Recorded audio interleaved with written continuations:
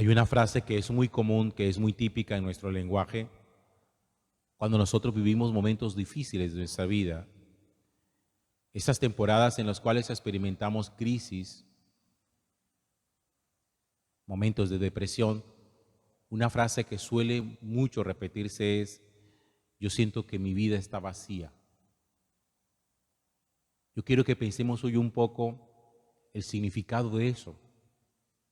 ¿Qué quiere decir? Cuando usted alguna vez ha dicho: mi vida siento que está vacía, ¿vacía de qué? ¿Qué siente que le hace falta? Porque necesita identificar el vacío para poder buscar la manera de llenarlo. Porque si no, entonces sencillamente vivirá permanentemente sintiendo que algo le hace falta a su corazón. Yo creo que nosotros tenemos una gran equivocación en esos procesos de formación de nuestra vida, y es que muchas veces nos educan con una cosa que se llama el síndrome de la unilateralidad. ¿Qué es eso del síndrome de la unilateralidad? Es vivir la vida tan terrenamente que pensamos que lo único que importa es aquello que nos produce a nosotros bienestar. Vivir bien, vivir sabroso. Eso es el síndrome de la unilateralidad. ¿Y cómo se caracteriza ese síndrome de la unilateralidad? Cuando uno dice: lo importante es tener salud, tener trabajo, tener comida, tener una buena familia, tener gente que lo quiera a uno. Ahí menciono varias cosas, pero todas ellas hacen parte del síndrome de la unilateralidad. Es lo que nosotros llamamos en el lenguaje común el bienestar. Tener bienestar. Que eso es otra cosa que también me gustaría que se pusieran a pensar. ¿Usted qué entiende por eso? Porque ese concepto es amplísimo y no tiene el mismo significado en la cabeza de todo mundo. Cuando sus hijos han tenido dificultades, o de pronto cuando no rinden académicamente, muchas veces ustedes los reclaman a ellos y les dicen: pero ¿y tú por qué no rindes en el colegio? ¿Por qué no estudias? Si a ti no te hace falta nada. ¿Qué quiere usted decir cuando dice no te hace falta nada? Porque si no le hace falta nada significa que lo tiene todo. ¿Qué es todo para usted? A lo mejor para usted todo está dentro del síndrome de la unilateralidad. No tienes que lavar la ropa, siempre encuentras ropa limpia. No tienes que trabajar, siempre tienes comida. Tienes una habitación, tienes una familia que te quiere, tienes todos los gustos, no te falta nada. La pregunta que uno tiene que hacerse es: ¿eso será verdad? ¿Será verdad que no nos hace falta nada? Porque incluso yo, que soy un defensor absoluto del rol, del papel que un papá varón tiene dentro de una familia, yo también he escuchado muchas veces, yo no sé si alguna vez usted lo habrá dicho: a mí me crió mi mamá sola, yo no necesité papá, a mí no me hizo falta papá. ¿Está seguro? ¿Está seguro que no hizo falta? ¿Está completamente seguro de que su papá, de que su mamá suplió todo lo que usted humanamente necesitó? No me refiero a si tenía comida. No me refiero a si tenía un techo. Me refiero a si su mamá fue capaz de darle el afecto masculino, el afecto de un varón, el afecto de un papá, que todos los seres humanos necesitamos para nuestro desarrollo y para nuestra funcionalidad. Todos los seres humanos teníamos vacíos, todos. Tenemos vacíos afectivos por ausencia de papá o porque nunca lo conocimos o porque no estuvo presente. Tenemos vacíos emocionales, pero también tenemos vacíos espirituales. Y usted no puede evaluar su vida en el bienestar, que eso es un concepto muy amplio y que puede estar manejándose equivocadamente simplemente cuando uno dice es que a mí no me hizo falta nada o mi hijo no le hace falta nada. Porque fíjense ustedes lo que a nosotros nos narra hoy el Evangelio de San Lucas, cuando Jesús, hablando de los signos de los tiempos y hablando del final de los tiempos, dice que al final de los tiempos los seres humanos estaremos haciendo todas las cosas que normalmente nosotros hacemos. ¿Cuáles son las cosas de la normalidad de la vida? Dice Jesús, comían, porque Jesús habla primero de un signo antiquísimo que es el signo de Noé. Dice, como sucedió en los días de Noé, así será también en los días del Hijo del Hombre.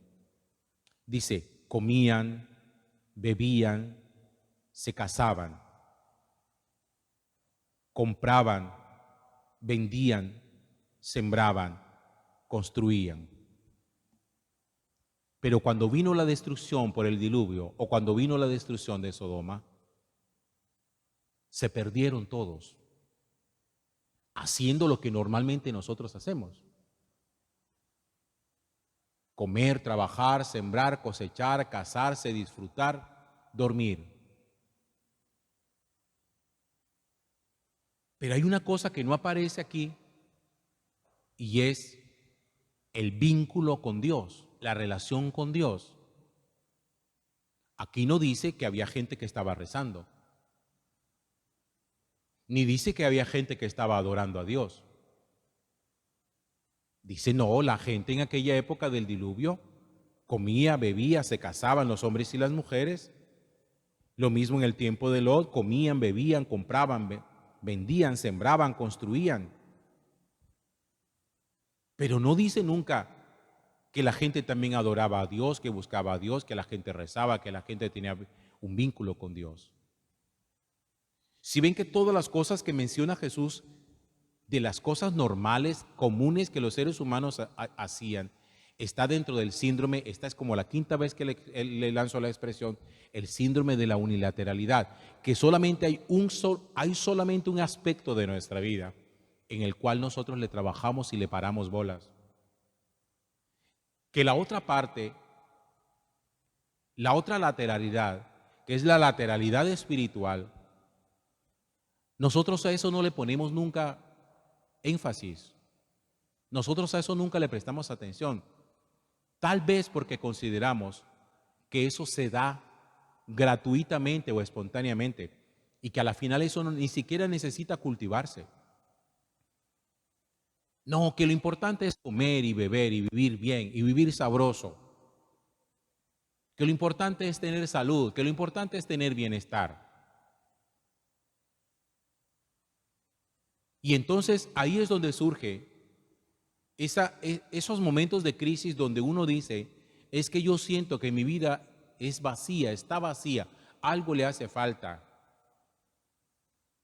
Y ahí es donde yo entro a decirle a usted y a los que me escuchen después de la reflexión, que muy seguramente lo que a nosotros nos hace falta es ponerle absoluta seriedad a nuestra vida espiritual, a nuestra relación con Dios, porque eso no se lo va a llenar a usted nada ni nadie. El trabajo suyo no va a llenar su vacío de Dios. El amor de un ser humano no va a llenar su vacío de Dios. La prosperidad económica no va a llenar su vacío de Dios. Los vacíos de Dios no los llena nada y no los llena nadie, porque son exclusivos de Dios. Ese es el puesto de Dios, ese es el lugar de Dios. Y mientras nosotros no metamos a Dios en el lugar que le corresponde, siempre vamos a experimentar eso que llamamos un vacío. Siento que a mi vida le hace falta algo. Lo identificamos. Identificamos qué es ese algo.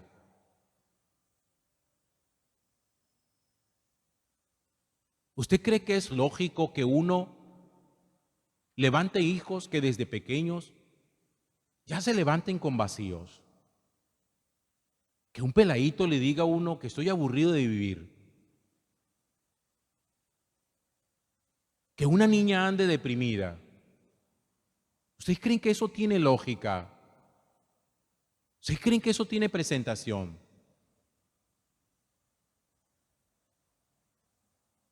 Con 9, 10 años y ya dice que aburridos de vivir, que no quieren vivir más. Y nosotros a ver cómo hacemos para llenarle a la vida a nuestros pelados. Pobrecitos, para que no les falte nada. Dice que para que no les falte nada. ¿Qué es esa tontería? Dígame, hermano.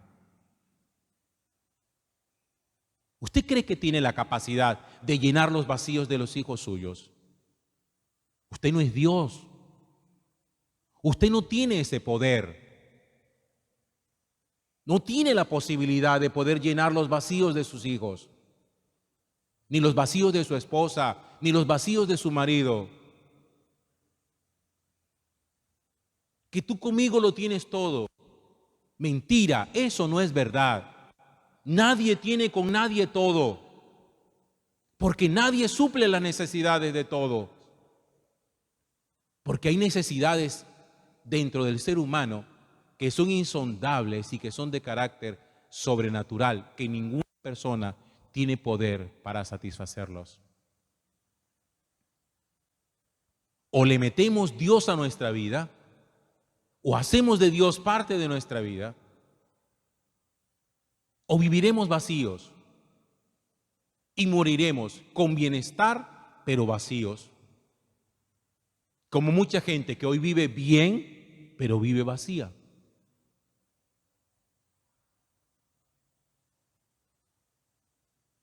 Porque todavía creemos que no, lo que importa es eso.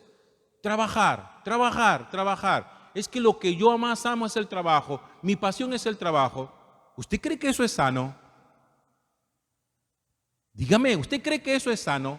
¿Usted cree que eso es una virtud? Lo mío, lo más importante es trabajar. ¿Para qué? Para que le dé un infarto y hasta ahí fue. Y a caer sus hijos sobre su fortuna como aves de rapiña. A pelearse y a odiarse.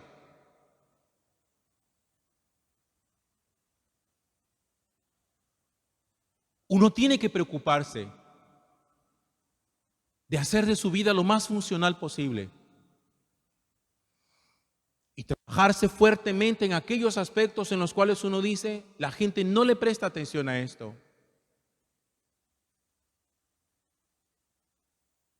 Pero hay vacíos que son inllenables,